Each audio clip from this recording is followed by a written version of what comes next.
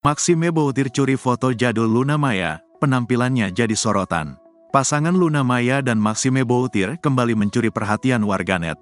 Bagaimana tidak, keduanya tampak selalu membagikan potret romantis saat tengah berdua. Namun kali ini, Maxime Boutir tampak melakukan tindakan yang tak biasa. Ia diam-diam mencuri foto jadul Luna Maya dan memamerkannya di unggahan Instagram Story miliknya. Foto tersebut kemudian dibagikan kembali melalui unggahan akun Instagram @maximemoon.